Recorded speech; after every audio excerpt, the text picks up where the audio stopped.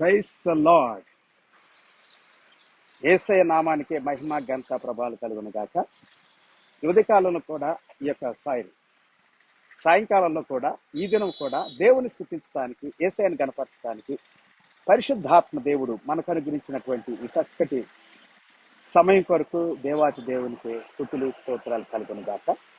మీ అందరికి కూడా ప్రభువును రక్షకుడైన యేసుక్రీస్తు వారి అతి శ్రేష్టమైన గొప్ప నామంలో నా ప్రత్యేకమైనటువంటి హృదయపూర్వకమైనటువంటి వందనాలు తెలియజేస్తున్నాను. ప్రైజ్ లో అందరు బాగున్నారా?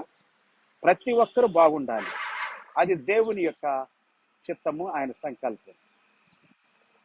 నేనే బాగుండాలి, నా వాళ్ళే బాగుండాలి అనేటువంటిది శరీరం యొక్క కార్యం. సో దేవుని యొక్క ఆత్మ ద్వారా ఎందరైతే నడిపించబడతారో వారందరూ దేవుని కుమారులు అనబడతారు అని వాక్యంలో. దేవుని ఆత్మ ద్వారా నడిపించబడే వాళ్ళు మాత్రమే దేవుని కుమారులు. Praise the Lord. దేవుని కుమారులు, దేవుని బిడ్డలు అందరు బాగుండాలనుకుంటారు. ఇదేనో పరిశుద్ధాత్మ దేవుడు మన బోధకుడు. పరిశుద్ధాత్ముడు క్రీస్తులోని తీసుకొని మనకు బోధిస్తాడు. అలాగనే క్రీస్తుని మహిమపరుస్తాడు. సర్వసత్యములోనికి ఆయన మనల్ని నడిపిస్తాడు. పరిశుద్ధాత్మ దేవుడు ఈ దినం మిమ్మల్ని సర్వసత్యంలోనికి నడిపించును గాక. మనందరిని కూడా సర్వసత్యంలోనికి నడిపించడానికి పరిశుద్ధాత్మ దేవుడు సహాయం చేయను గాక. చిన్న ప్రార్థన చేసుకుందాం. పరిశుద్ధుడా, మహోన్నతుడా, నీ వాక్యాన్ని వినటానికి నీ వద్దకు వచ్చాం. నీ సన్నిధిలో ప్రభా, నీ లేఖనాల్లో నుండి మేము చదవబోయే ప్రతి మాట మా హృదయాలకు దీవెనకరంగా, ఆశీర్వాదకరంగా మార్చండి. ఈ దినం కూడా ప్రభా మాతో మాట్లాడమని, ప్రతి ఒక్కరి హృదయ వేదన, దుఃఖం అంతా తొలగించమని, ఆదరించి ధైర్యపరిచి మహిమ పొందమని యేసయ్య శ్రేష్టమైన నామంలో స్తుతించి ప్రార్థించి వేడుకుంటున్నాము తండ్రి. ఆమేన్. పిల్లరా, దేవుని వాక్యంలో నుండి చాలా విషయాలు మనం నేర్చుకుంటా ఉన్నాం, వింటా ఉన్నాం. పరిశుద్ధాత్ముడు మనకు నేర్పిస్తా ఉన్నాడు. బైబిల్ గ్రంథం ఏమని సెలవిస్తా ఉందంటే, యేసు ప్రభు యొక్క మొదటి రాకడ గురించి. యేసు ప్రభు మానవుడిగా ఈ భూమి మీదకి రావటానికి ఆయన మొదటి రాకడ ఎంతో ప్రశస్తమైనటువంటిదని, బెత్లెహేం అనేటువంటి గ్రామాన్ని దేవుడు ఎన్నుకున్నాడని, ఆ గ్రామములోనే ఆయన పసివాడుగా, చిన్న బాలుడుగా జన్మించాడని, అక్కడ ఎంతో మంది యేసు ప్రభు జన్మించిన సందర్భంలో ఆయన ఆరాధించడానికి వచ్చి ఉండొచ్చు, ఆయన చూడటానికి వచ్చి ఉండొచ్చు. ఎందుకంటే బెత్లెహేం అనేటువంటిది యోసేపు యొక్క ఊరు, అంటే దావీదు యొక్క పురం. అది దావీదు యొక్క తరములో, దావీదు యొక్క వంశావళిలో ఈయన జన్మించాడు, అంటే దావీదు యొక్క తరాలలో. సో కాబట్టి దావీదు యొక్క వంశావళిలో ఈయన జన్మించాడు కాబట్టి సో బెత్లెహేముకి వెళ్ళాడు. బెత్లెహేం అనేటువంటిది యెరూషలేముకి అతి సమీపమైన గ్రామం. దాదాపుగా 10 కిలోమీటర్ల లోపు ఉంటుంది. సో ఆ గ్రామంలోనే ఆ దినాల్లో దైవజనులు, గొప్ప గొప్ప వ్యక్తులు నివాసం ఉన్నట్లుగా మనం చెప్పుకుంటా ఉన్నాం. ప్రాముఖ్యంగా ఆ యొక్క స్థలములో యాకోబు యొక్క భార్య రాహేలు సమాధిని అక్కడే చేసినట్లుగా మనం విన్నాం. అలాగనే బోయాజు తన యొక్క కుమారులు బెత్లెహేములో నివసించినట్లుగా మనం రూతు గ్రంథంలో చూసుకుంటాం. రాహేలు సమాధిని గురించి ఆదికాండం 35వ అధ్యాయంలో 18వ వచ్చిన దగ్గర నుండి మనం చూస్తాం. పిల్లరా, బెత్లెహేమును గురించి ఇంకా కొన్ని సందర్భాల్లో చెప్పబడినప్పటికీ ప్రాముఖ్యంగా ప్రవచనాత్మకంగా చెప్పబడింది మీకా గ్రంథం 5వ అధ్యాయం 2వ వచనంలో. దానిని పురస్కరించుకొని మత్తయి సువార్త 2వ అధ్యాయము 5వ వచనం దగ్గర నుండి మనం చదువుకుంటే 6వ వచనం వరకు మనం చూస్తాం. అలాగనే ఈ బెత్లెహేమును గురించి లూకా సువార్త 2వ అధ్యాయము 1వ వచనం దగ్గర నుండి మనం చదువుకుంటే చాలా విషయాలు మనకి స్పష్టంగా తెలియజేయబడుతుంది. నిన్నటి దినము నాడు దావీదు యొక్క పురమునందు రక్షకుడు నేడు మీ కొరకు పుట్టి ఉన్నాడు అనేటువంటి మాటను మనం చదువుకున్నాం. అయితే దాన్ని పురస్కరించుకున్న ఆ వాక్యాన్ని కంటిన్యూ చేద్దాం. మనం లూకా సువార్త 2వ అధ్యాయము 11 నుండి కొన్ని వచనాలు చదువుకుందాం. Luke chapter 2 verse 11 through some verses. Bible గ్రంథములో ఇక్కడ వాక్యం సెలవిస్తా ఉంది పిల్లారా. అద్భుతమైనటువంటి మాటలు చదువుదామా? దావీదు పట్టణమందు నేడు రక్షకుడు మీ కొరకు పుట్టున్నాడు, ఈయన ప్రభు అయిన క్రీస్తు. దావీదు పట్టణములో రక్షకుడు పుట్టాడు. ఎప్పుడు పుట్టాడు? నేడు పుట్టాడు. ఎవరైనా? ప్రభువైన క్రీస్తు. అంటే ఆయన రక్షకుడు, ప్రభువైన క్రీస్తు. దీని గురించి చాలా విషయాలు నేను చెప్పాను. ఇంకా దేవుని చిత్తం అయితే రాబోయే దినాలు మనం చెప్పుకుందాం. అయితే ఈ దినం 13 వచ్చిన దగ్గర నుండి కొంచెం కంటిన్యూ చేద్దాం. వర్స్ 13 నవ్వు. వెంటనే పరలోకపు ఈ 12 వచనాన్ని నేను చదివించాను కాబట్టి నేను చదవట్లేదు, 13 చదువుతున్నాం. అందుకే వెంటనే పరలోక సైన్య సమూహము ఆ దూతతో కూడా నుండి సర్వోన్నతమైన స్థలములలో దేవునికి మహిమయు ఆయనకిష్టులైన మనుషులకు భూమి మీద సమాధానమును కలుగును గాక అని దేవుని స్తోత్రము చేయుచుండెను. ఈ 13 వచ్చిన సెలవిస్తా ఉంది పిల్లారా. పరలోక సైన్యము సమూహము, ప్రైజ్ ది లార్డ్. పరలోకం యొక్క సైన్య సమూహము ఇక్కడ మనకు కనిపిస్తా ఉంది. పరలోకం యొక్క సైన్య సమూహం. యేసు ప్రభు జన్మించినప్పుడు జ్ఞానులు రావటమే కాదు, మత్తయి సువార్త 2వ అధ్యాయం ప్రకారం పరలోకపు సైన్య సమూహం అనేటువంటి వారు కూడా వచ్చినట్లుగా దేవుని వాక్యంలో మనం చూస్తా ఉన్నాం. దేవుని యొక్క దూత గొల్లలతో మాట్లాడుతున్నటువంటి మాటలు పురస్కరించుకొని కింద వాక్యం సెలవిస్తా ఉంది. పరలోకపు సైన్య సమూహము అనేటువంటి మాట ఇక్కడ వాడబడింది. ఆ దూతతో కూడా నుండి, ప్రకటించినటువంటి దూతతో కూడా నుండి సర్వోన్నతమైన స్థలములలో దేవునికి మహిమయు ఆయనకిష్టులైన మనుషులందరికీ భూమి మీద సమాధానము కలుగును గాక అని స్తోత్రము చేయుచుండెను.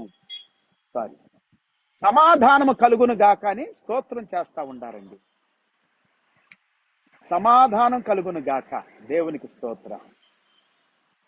వాళ్ళు చెప్పిన మాట ఏంటంటే సమాధానం. సైన్య సమూహం ఎంతమందో తెలియదు, ఎన్ని వేల మందో ఎన్ని లక్షల మందో తెలియదు పిల్లారా. కానీ సైన్య సమూహము అంటే ఎక్కువ ఉంటారు, 100 నుండి పైనే ఉండొచ్చు. సైన్యం అన్నప్పుడు ఒక 100 మంది నుండి పైనే ఉంటారు, దాన్నే సైన్యం అంటారు. తక్కువ ఉన్నారనుకో ఇంతమంది అంతమంది అని అంటారు లెక్క. సో లెక్కకి మించినటువంటి వాళ్ళు సైన్యం. పరలోకములో నుండి దేవుని యొక్క దూతలు సైన్య సమూహముగా భూమి మీదకి వచ్చారు పిల్లారా. యేసు ప్రభు పుట్టినప్పుడు అంత ఆషామాషాగా యేసు ప్రభు జన్మను గురించి మాట్లాడొద్దు, ఆలోచన చెయ్యొద్దు. యేసు ప్రభు జన్మించినప్పుడు జ్ఞానులు వచ్చారు. జ్ఞానులంటే వాళ్ళు అన్ని విషయాలలో క్షుణ్ణంగా పరిశీలించేటువంటి వాళ్ళు. అయితే యేసు ప్రభు జన్మించినప్పుడు లూకా భక్తుడు అంటా ఉన్నాడు, పరలోకపు సైన్య సమూహము కూడా దిగొచ్చారు. ఏం చేస్తున్నారు? వాళ్ళు దేవునికి స్తోత్రం చేస్తున్నారు. ఏదో మామూలుగా లేరు పిల్లారు, వాళ్ళు వచ్చి విజిట్ చేసి వెళ్ళిపోయినట్టు కాదు. కొన్ని ప్రాంతాల్లోకి వెళ్తారు, మనుషుల్ని స్తోత్రాలు చేస్తారు, మనుషులు పొగుడుతారు, మనుషులు మెచ్చుకుంటారు. కానీ ప్రేయర్స్ లాంటి స్థలాల్లోకి వెళ్తే అక్కడ దేవుణ్ణి స్తుతిస్తారు, దేవుణ్ణి ఆరాధిస్తారు. ఇక్కడ కూడా సైన్య సమూహము, పరలోకపు సైన్య సమూహము ఆ దూతతో కూడా నుండి సర్వోన్నతమైన స్థలములలో దేవునికి మహిమయు ఆయనకిష్టులైన మనుషులకు భూమి మీద సమాధానము కలుగును గాకని దేవుని స్తోత్రము చేయుచుండెను. ఈ పరలోక సైన్య సమూహము ఎవరో తెలియదు కానీ దూతతో కూడా ఉన్నారు అని ఇక్కడ కొంచెం మనం ఆలోచించాలి. వీళ్ళు దూతలా, లేకపోతే వేరే పరిశుద్ధులా, నీతిమంతులా? మరి పరలోకం సైన్య సమూహము అంత సామాన్యమైనటువంటి వ్యక్తులుగా ఉంటారు పిల్లారా. చిన్న చిన్న మీటింగ్స్కే, చిన్న చిన్న కార్యక్రమాలకే ఎవరు పడితే వాళ్ళని ఎలవ్ చేయరు. మరి పరలోకానికి ఎవరు పడితే వాళ్ళు వెళ్తారా? సరే, పరలోకములో నుండి భూమి మీదకి ఎవరు పడితే వాళ్ళు రాగలుగుతారా? వారు పరలోకములో నుండి వచ్చారు అని దేవుని వాక్యం ఇక్కడ సెలవిస్తా ఉంది. పరలోక సైన్య సమూహము ఆ దూతతో కూడా నుండి అని ఉంది బైబిల్. దూతతో ఉండాలి. సర్వోన్నతమైన స్థలములలో దేవునికి మహిమనిస్తా ఉన్నారు. ఆయనకి ఇష్టమైనటువంటి వాళ్ళకి ఈ భూమి మీద సమాధానం కలుగును గాక చెబుతా ఉండాలి. ఆ దూతలు తమ యొద్ద నుండి పరలోకమునకు వెళ్ళిన తరువాత ఆ గొర్రెల కాపరులు జరిగిన ఈ కార్యమును ప్రభు మనకు తెలియజేసి ఉన్నాడు. ఇక్కడ 15వ వచనం ఏముందంటే ఆ దూతలు అని ఉంది. 13వ వచనం ఏమన్నా పరలోకపు సైన్య సమూహము అని ఉంది. ఓకే, సైన్యం అంటే ఎవరైనా అయి ఉండొచ్చు దాంట్లో. ఓకే, ఇక్కడ దూతలు అనే పదం కూడా మనం చూస్తా ఉన్నాం. పిల్లారా, నేనేం చెబుతున్నానంటే, ఏమో అఫ్ కోర్స్ దేవుడు ఎవరిని ఎలవ్ చేశాడు మనకు తెలియదు, కానీ దేవుని స్తుతిస్తా ఉండాలి, దేవుణ్ణి ఆరాధిస్తా ఉన్నారు, దేవునికి మహిమ చెల్లిస్తా ఉండాలి. Praise the Lord.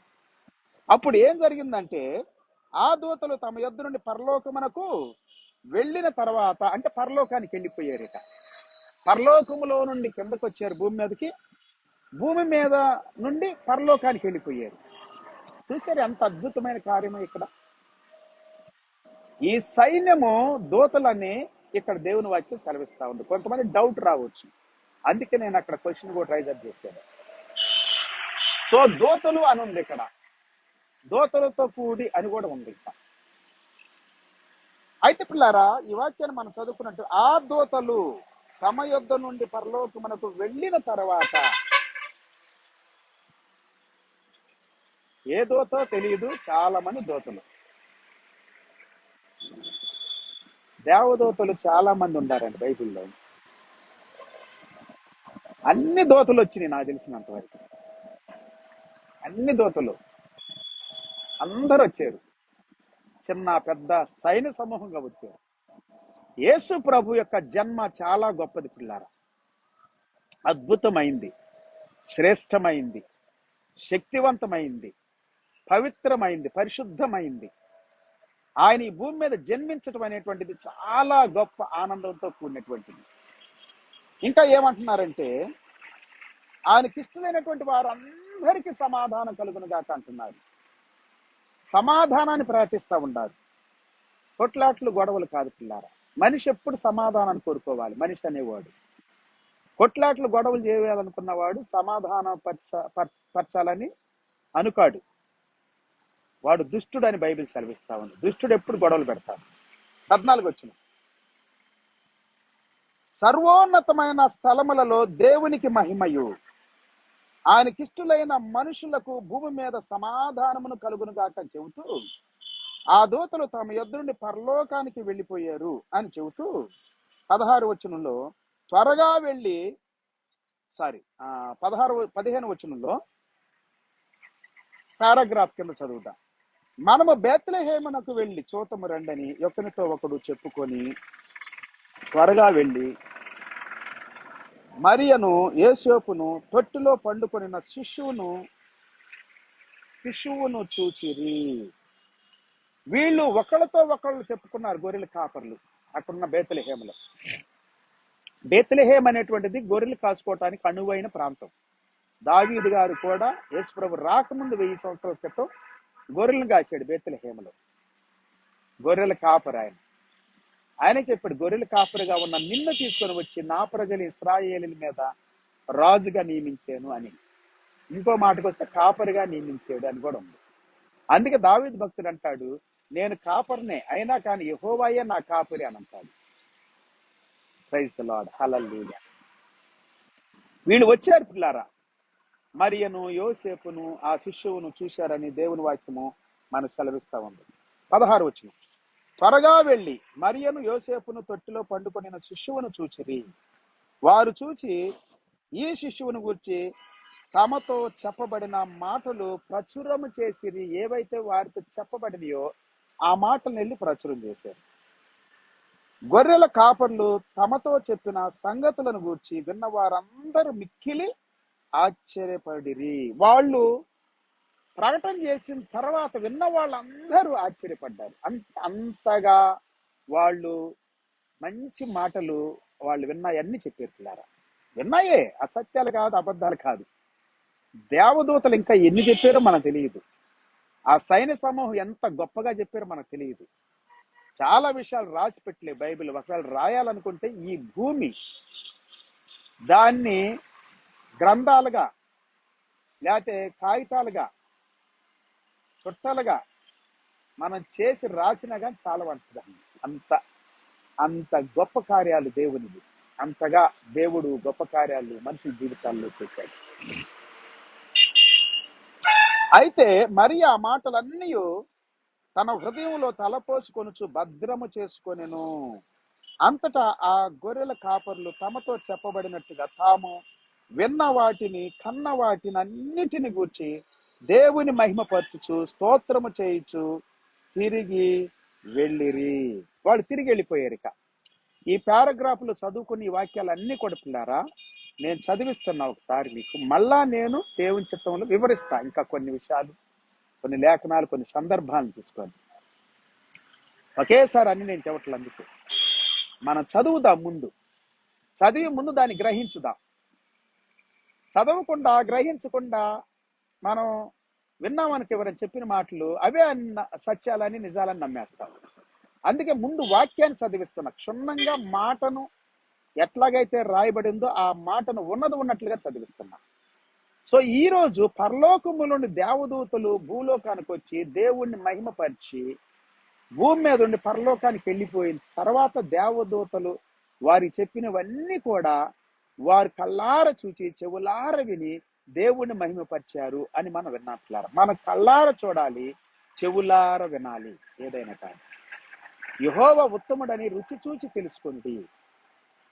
దేవుని కార్యాలు ఉత్తమమైన, శ్రేష్టమైన, అద్భుతమైనటువంటి పిల్లలు. దేవుని కార్యాలని ఎలా పడితే అలాగా మనం అర్థం చేసుకోకూడదు. యేసుక్రీస్తు వారి యొక్క జన్మలో అద్భుతమైనటువంటి రహస్యాలు మనకు కనపడుతుంది. ఒకదాని తర్వాత గొప్ప దేవదూతల సైన్య సమూహము భూలోకాన్ని నింపేసింది. ఆ దినం క్రైస్తవాడు బేత్లెహేం అంతా నింపేసేసింది. ఎస్, హల్లెలూయా. ఎంత సందడి, ఎంత గొప్ప సమాధానం అక్కడ, ఎంత గొప్ప సంతోషం అక్కడ, ఎంత గొప్ప ఆశ్చర్యము. మనుషులు ఎంతగా దేవుని మహిమపరిచారు, ఎంత గొప్ప మహిమ దేవునికి. పిల్లారా, యేసుక్రీస్తు ఈ భూమి మీద పుట్టటమే గొప్ప దీవెన, ఆశీర్వాదం.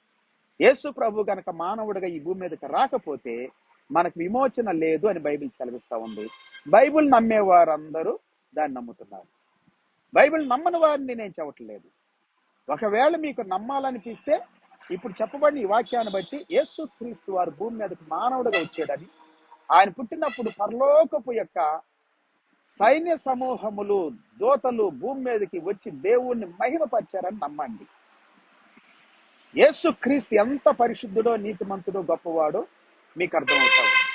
నమ్మితే దేవుని మహిమ చూస్తారు. ఆశీర్వాదాలు, దీవెనలు మీ కుటుంబానికి, మీ జీవితాలకు ఉంటాయి.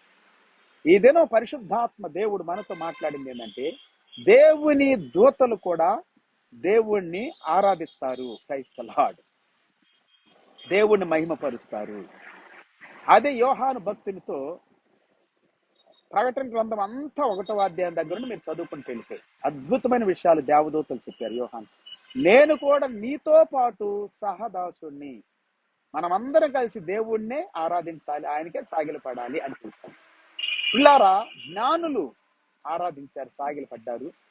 దేవుని దూతలు ఆరాధించారు, సాగిలపడ్డారు. గొల్లలు ఆరాధించారు, సాగిలపడ్డారు. Praise the Lord. మనము మన యొక్క హృదయాలలో, అంతరంగాల్లో ప్రభువుని ఆరాధించాలి, మహిమపరచాలి, సాగిలపడాలి. అది మనకు ఆశీర్వాదం. సుమియోను, అన్న అనేటువంటి వాళ్ళు కూడా ఈ వాక్యం ఇంకా కంటిన్యూ చేస్తే వారు కూడా దేవుణ్ణి ఆరాధించారు. దేవునికి స్తోత్రం. ఇదేనో పరిశుద్ధాత్మ దేవుడు మనతో చెబుతా ఉండాలి.